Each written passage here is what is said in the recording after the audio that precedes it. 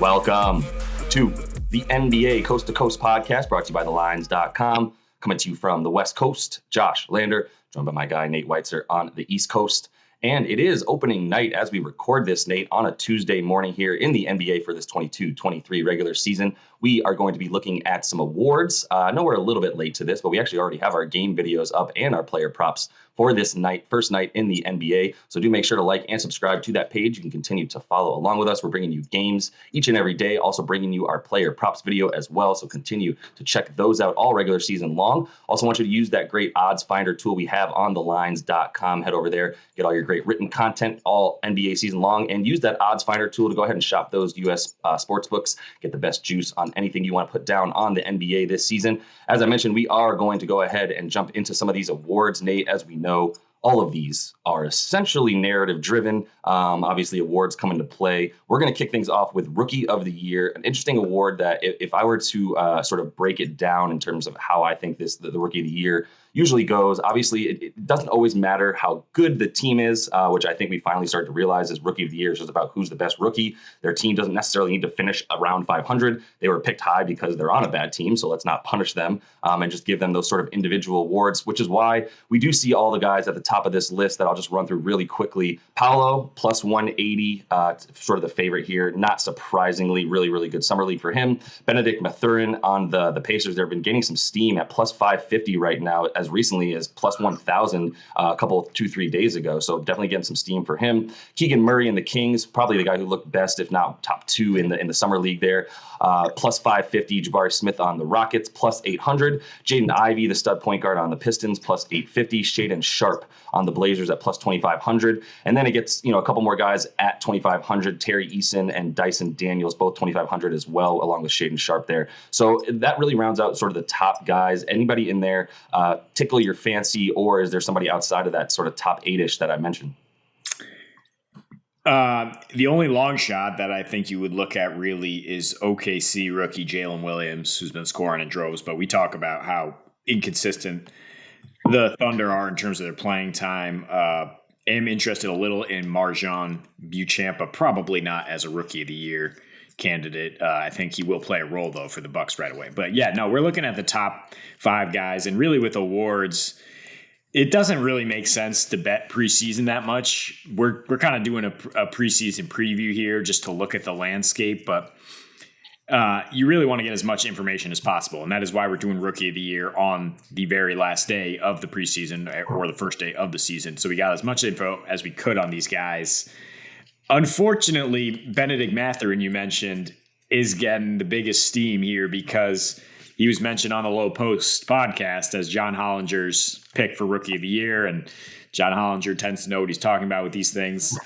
I was kind of on Benedict way before that in terms of just as soon as I saw like his body type and then the situation where he landed on Indy, where he's going to get a ton of minutes on the wing right away. And then if Buddy Hield gets moved, he should just be the man next to Tyrese Halliburton. And he will hopefully not get shut down at any point because the Pacers, although they will be in the Wembanyama sweepstakes, are not going to be the team that totally shamelessly tanks and sits their rookie. So I think it's fair to still look at him as a good value. I'm out on Paolo for sure. Like, no way at those short odds.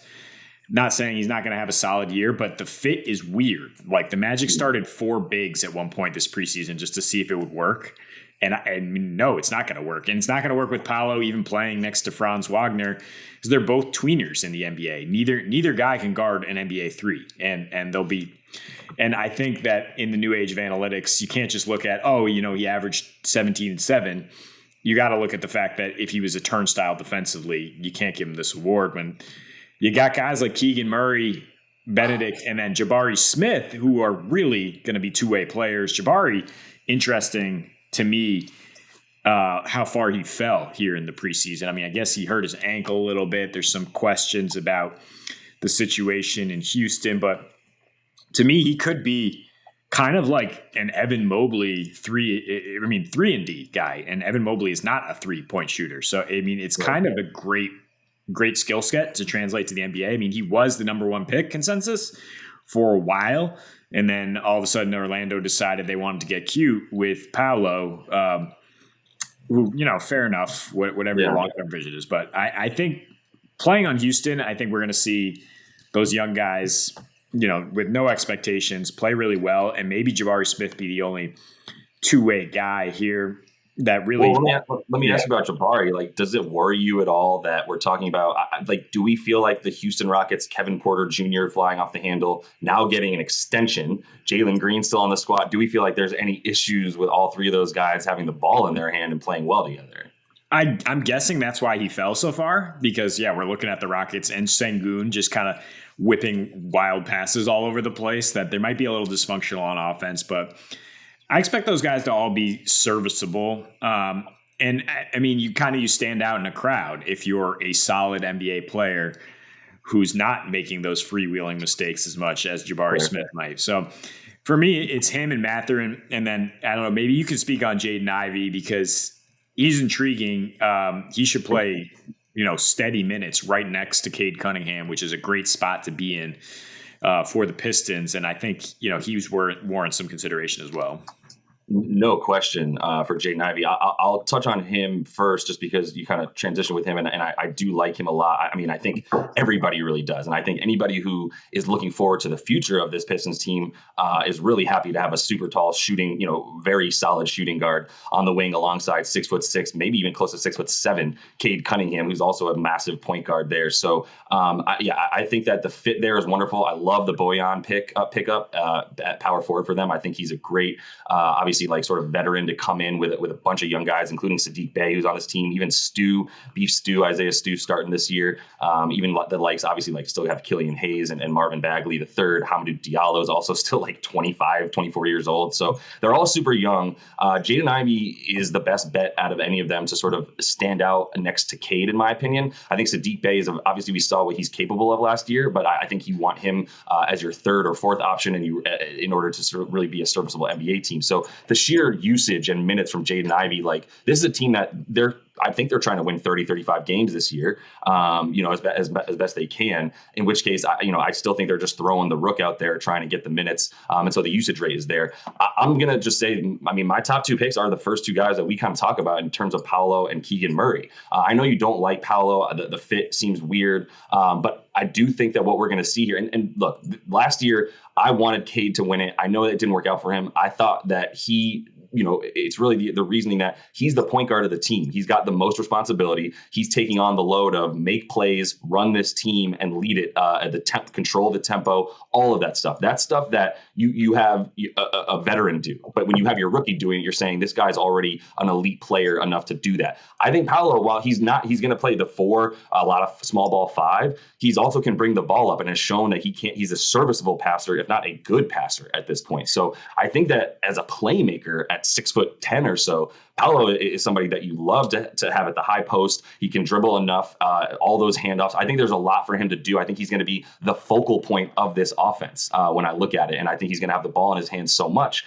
that usage rate is going to prove that that's a bigger load that he's taking on. If Cade had played, hadn't missed the first 20 games and then been crap for the first 20 that he was trying to come back, I think that award was his, or at least it was going to be a lot closer to his. So that's why I don't hate Paolo. I know it's only plus 200 and there's a lot better juice out there, but I think he's going to have a great season. And I think this Magic team is going to make enough noise to get him some attention.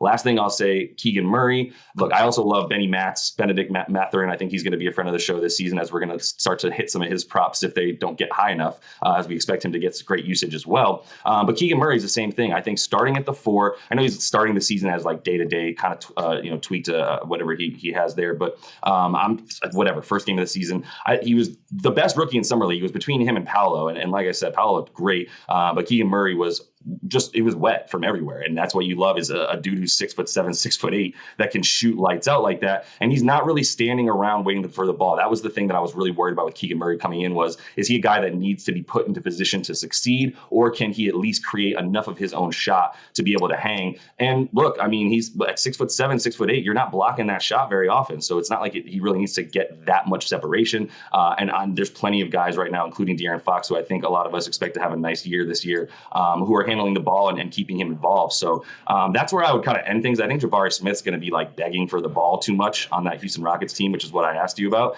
So honestly, after Keegan Murray and Paolo Banchero, Jaden Ivey is the best sort of value. I just think one of those two dudes that I mentioned at the top is going to be the winner. Yeah, fair enough. And then now we look at the most improved market, which I guess there's a reason to kind of bet early in the season. It's not going to shift too much right away. Mostly the odds are muddled because it's the most confusing award in the NBA. And I'm not sure if the writers even know what they're doing when they vote for it.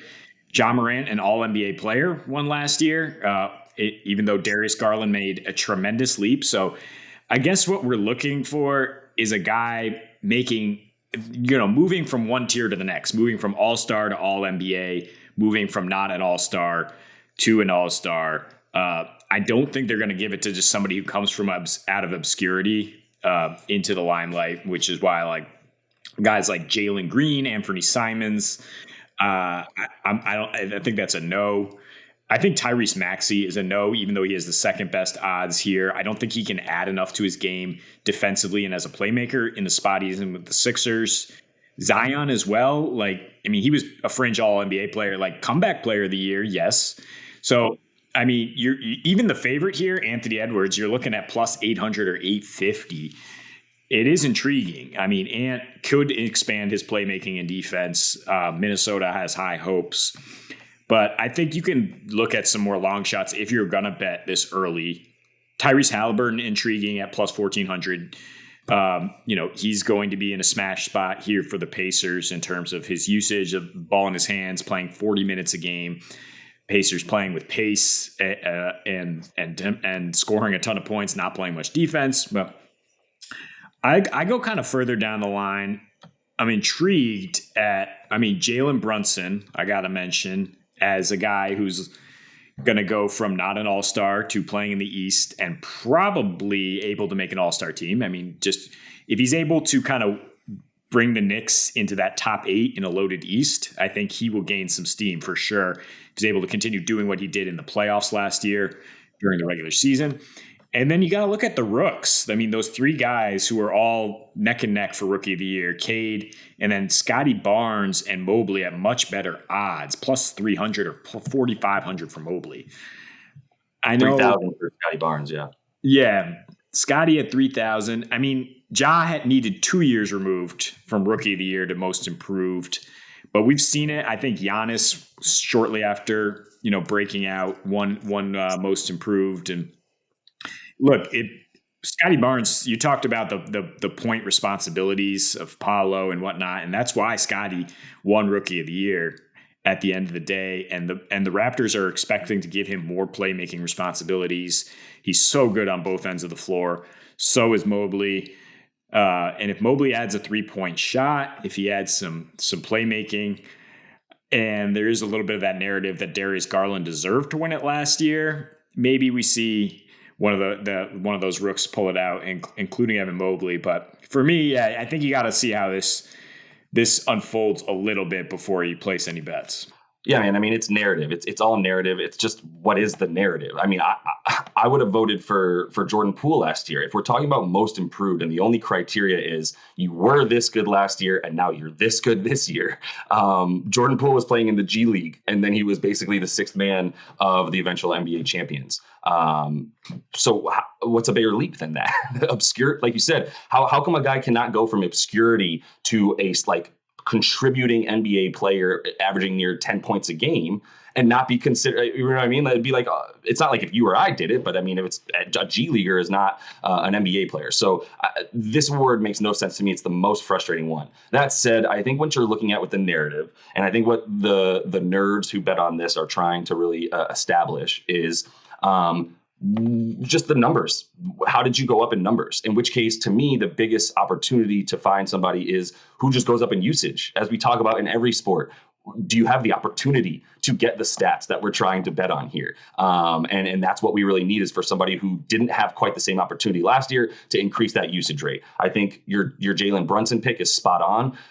RJ, I mean, he's just going to have to become a 3-point shooter to a degree that I don't know that he's ever going to be capable of to really take that next step. And as a result, like, I just don't know how you give him that kind of award, especially with Brunson coming in. Like, Brunson will be seen as the difference maker. It's like, who did they not have last year that they have this year that took them from an 11 seed to, potentially a play-in game, right? So I think that's a really, really good one. Ant-Man, yeah, I think with guys like Ant, and even potentially Jalen Green, what you're looking at is just like, did you get a little bit better enough as a playmaker to be given the keys to this offense? There's no one who owns the keys to the Rockets right now. It's Jalen Green in the driver's seat if he'd like it, but he's really got to take it. They just basically showed him that they were willing to give KPJ enough money to keep him around, so they're at least giving themselves another guard in there. So is Jalen going to take the keys and run it? I think that's another great opportunity. Same concept with Halliburton on a sort of new team, fresh start. If he's able to be the face of this team and go from 12-ish points and like 5, 6 or 7 assists up to 8, 9 assists, around 18 to 20 points. Now we're talking about a guy that's gone from like a really good player to, an all-star. And I think that's really where I go with this award, is just increase in usage and an increase in minutes and things of that nature, and dependency on this player. So yeah, Brunson, Jalen Green, Ant-Man, I like, and Halliburton. I think all those guys are very fair picks for that increase in usage. So let's go to DPOY here, Nate, Defensive Player of the Year. Rudy Gobert, once again, your favorite, plus 425. Bam, plus 650. Giannis, plus 1,000. Mobley, plus 1,100, like that one. Day-Day, Draymond Green at plus 1,500. And then everybody's favorite, Herb Jones. These are some guys that we're at least looking at as some of the guys that I think we like. There's plenty of options here, but what are you really starting with when you go Defensive Player of the Year? Is there any reason to consider any of those top guys I said? I also left out Mikal Bridges, who's some people's favorite at about plus 1,800 right now on DraftKings. But I don't think they're going to give it to a perimeter player 2 years in a row, as well as Mikal Bridges did. As much potential as he has to defend the interior as well. I mean, just because Marcus Smart, it just was clearly a team award, and then he got owned like he did by Drew Holiday in that series, and it was a bad look for the voters. But the biggest question is, can Rudy Gobert overcome voter fatigue because he's with a new team now? If he takes Minnesota from whatever they were, like 25th in defense, to a top 5, top 10 defense, I mean, I think it's a boring pick, but I think people will go with that if he causes a big enough swing. Bam as well was pretty much there. Him and Draymond could have gotten this award last year if it wasn't for the 25 plus games missed. Bam is still the most versatile defender I think you can look at in the NBA. But yeah, you mentioned Mobley. If you don't like him for most improved, there is a good shot at him being the Defensive Player of the Year with his versatility, his rim protection. Now he can really concentrate on that end of the floor with the Cavs loading up on playmakers on the other end. So I look at in terms of a bet, if you're getting 10-1 or better, at Mobley or Giannis because of their versatility and their toughness. But Giannis, it's tough for a guy who's going to be top 3 in MVP voting to get this, unless you're treating it as like a consolation prize.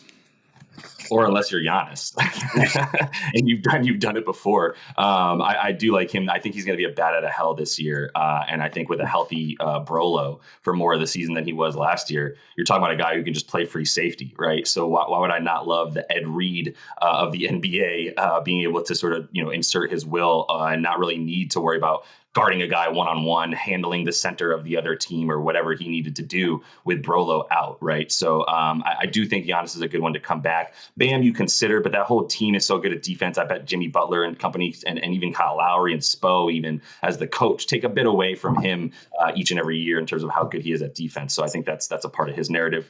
Let's finish things off here, Nate, with Sixth Man, an award. I don't know, is it worth talking about? We've got really two guys that we are considering here. Jordan Poole's plus 400, Malcolm Brogdon's plus 1100. This is a weird one. I think, guys like Christian Wood are thrown around plus 800, Norman Powell plus 900. Tyler Hero is always going to be there at plus 900. And even Bones is an interesting one on Denver, Bones Highland at plus 1400. But really what we're talking about here is like you have to play, you have to not start a certain amount of games, and you still have to be in there sort of at the end of the game when the offense is needed, right? And so Malcolm Brogdon and Jordan Poole are going to be guys you can consistently see on the floor in crunch time. I guess those are your two favorites. Anybody else that you would even consider, or is that really just the two leading horses here? I mean, there's long shots that look like they're going to start, and so that's why they have such long odds. Like Cam Johnson is supposed to be the starter for the Suns after they move Jay Crowder. So, I mean, that's the biggest concern here, especially if you're betting at preseason. I mean, Christian Wood said he's embracing this role off the bench, but I mean, how long are they going to play that charade and just start JaVale McGee for 15 minutes? Brogdon or Poole, I mean, what if there's an injury and then they have to start for these teams? But I think when you're looking at it right now, I think Brogdon's the best bet because we talked about the pride of Marcus Smart, that they're not going to bring him off the bench for a newcomer. But the Celtics are going to finish games with Brogdon on the floor, especially until Rob Williams gets back. They're going to go 2 guards, 2 wings, Big Al or even Grant Williams, depending on the matchup. And they're going to let Brogdon play 30-plus minutes off the bench, and he's got to make the difference for them. For the team with the highest projected win total, which we're not really on board on, but if they get there, it's because Brogdon makes a difference. And he fits in really, really well with any team. You said you worried about him having the ball in his hands and usage, but he's really underrated as a cutter, as a spot shooter. The Celtics missed that shooting so much last year, and he's a guy who had a 50-40-90 season the last time he was healthy. So, I mean, he should step right in and contribute to a team that went to the finals, and I think that makes him the best value here as we look at these preseason odds. Tyler Hero is expected to start for sure. So, I mean, I don't even know why you would expect him to repeat. Bones, I think there's too many mouths to feed in Denver, too many wings to use. So, no, I'm not considering him either. I think I stick with Brogdon. Yeah, no, I'm with it. And Poole has, I think, sort of the best opportunity. I don't think he starts in any scenario, to be honest with you. I mean, obviously, if Clay goes down, you might see it. I just think they appreciate what he does on that second unit so much, and they continue to build his confidence playing against guys that are just not quite as good or fast as him. That he's sort of the guarantee not going to start. I could see Malcolm Brogdon being I think that's the first piece to fall or change if Boston comes out slowly and Joe Mazzulla is looking for something to sort of spark his team and bring them back after they, if they go through any trouble. I think that's the first card you play is Malcolm Brogdon starting at that point and just, keeping him in there for 35 to 40 minutes no matter what. So we'll see how that goes. He's got to stay healthy as well. So plenty of awards to like, man. I think we're just really excited. All these can continue to be bet upon. So there's a few that we're definitely going to be eyeing as the season gets underway. Get a little bit of a feel for, what's going on with some of these teams that we haven't seen play, some of these rookies we haven't seen play, some of these new faces and new places and that kind of thing. So that is all the time we have for you guys today. Make sure to like and subscribe. Continue to follow along with us each and every weekday of this regular season, bringing you games and player props all season long. So until we see you next, happy betting.